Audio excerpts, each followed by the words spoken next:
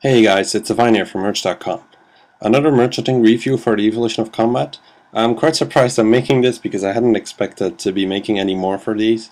Jagex just made a news post about the Evolution of Combat and the Grand Exchange, and they brought up some really weird stuff. So I thought it might help if I speak my mind about it and let you all know what I think. Let's have a look at what exactly they wrote.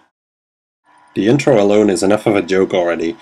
Modmark says how stuff is crashing on the Grand Exchange because of a variety of different factors, and this is worth a discussion.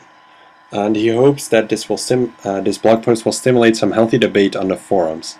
Now, I went to the forums to check what exactly people were writing, and it was all about the main reason why items are crashing a lot, which is botting.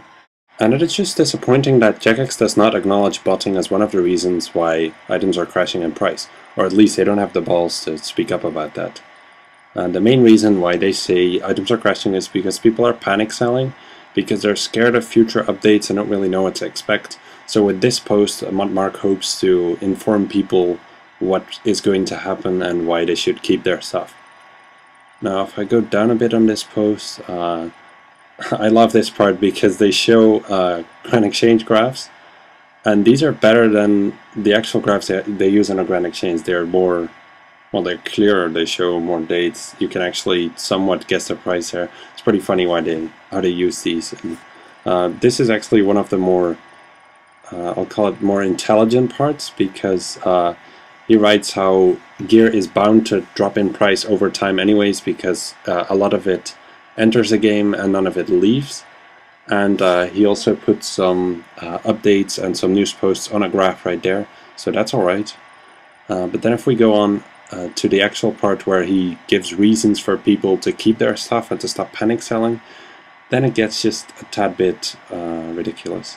Because here Montmark is talking about the new updates, such as the Calfight King and the new Slayer dungeon. Now these were already mentioned in the special behind the scenes edition, and I just find it a bit odd how he's sort of pushing people into buying their gear back for updates that are not going to be there for 1 or 2 months in the best case. And another point here is that they want to make high-level gear more useful. So they want to make it harder to go to bosses with what they call second-rate gear. Most people call it welfare or just noob gear. And yeah, they want to make it more difficult. So I would assume the only way I can see them do that is either making the boss harder in overall, or just making the boss hit harder through armor or something like that. Either way, it will make less people go to bosses, and thus less drops are going to enter the game. So the drops from bosses will have a chance of rising. I don't really know how big this chance is going to be, how much the items are going to rise, because it's not like bossing is that popular anymore and there are already so many items in game.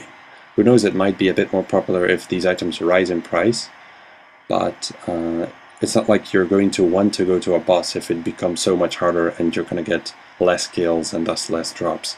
It doesn't really even out.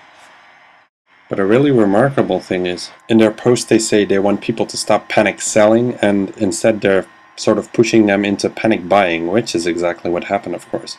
Because the next point, which is about set effects and next gear, is exactly the reason why next gear pretty much doubled in price in no time today. So they're saying that they're adding set effects to these after player feedback, and they aim to bring this pretty soon in early 2013, so you can expect it probably with the Calfight King update or somewhere around there. And yeah, it's a bit strange how they're suddenly adding this now, quite a while after the EoC, even though people already knew that the player-owned ports gear was going to come out. And it's just one of those strange things, one of those late updates. A lot of people lost a lot of money because of the crashes of next gear, and you could say now they have a chance to buy it back, but that's not really the case, because only the people that were on early to rebuy next gear when they read this made a lot of profit. And that's just mainly the GMT people, and the USA people got on when prices already rose so much, so it's not really fair in that case. So I thought I'd show you guys a few Nex and SS thingies in our live graphs. Going to them now here. Let's have a look. Which item are we going to pick? Yeah, let's check out Torva Fullhelm. Got to load for a little bit, and then the 1-day graph, probably a good choice. So yeah, at this point here, the news post was made, the blog post was made, and they were around 40 to 44 mil, and then they pretty quickly rose up to 55 mil each here. This is quite a nice rise on its own already. And of course, during this whole period here, with all the tiny peaks and stuff, people don't know what to expect. They don't know how high it'll go. And then here, the first USA people log on, and it makes a pretty much a lot in a rise compared to before. And then up to 83 mil each here, which was a peak. Then a bit of bouncing around, and they stabilize around 50 mil in the end. And you can just really see what happened here during the day. And people who owned Nextgear here, or who were online in time to buy, made some absolutely great profit. And this graph is probably very similar on all the other items, but I'm not going to show all of them because it's going to make the video quite long. And you can see them yourself if you get access to merch.com. And in the end, they mentioned how they wanted to be more desirable than Nextgear was pre-EoC. That's quite remarkable to read. Anyways, on to the last part, which is, this is pretty much about guides and how people need to get used to stuff. And then in the end they say that you shouldn't assume that everything will stay the same, and you know, it'll get better, guys, it'll get better, and you gotta get used to it. And it just feels a bit like a cry for help on the EoC, because maybe for some reason it's not being as popular as they expected it to be, or players don't like it that much after all. I don't really know, but there must be a reason why they're really asking people to test it out so badly and to stick with it and to keep trying. And yeah, it's just, I guess that's the main purpose of this blog post, really. It's not really to, you know, it's to keep people playing, to keep people happy. It's not really to really want to help them. They want to help their own company, of course, and perhaps the players a little bit.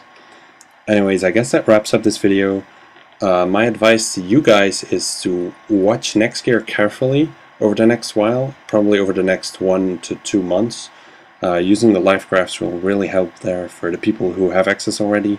Best of luck, and you can always hop in on our channel on IRC, which is merch, and ask us some questions. That's probably going to help you out. Now, so keep a good eye on these live graphs for flipping and short-term investing. There's a lot of money to be made there, and it'll also help you if you keep an eye on the items that are dropped by bosses, such as Armadale gear and Bando's gear, and you know, those kind of things. Just make a list of stuff and keep an eye on them. Best of luck with merchanting. I'll see you guys soon for more videos. Check us out on Facebook, visit our website, and I'll see you guys around.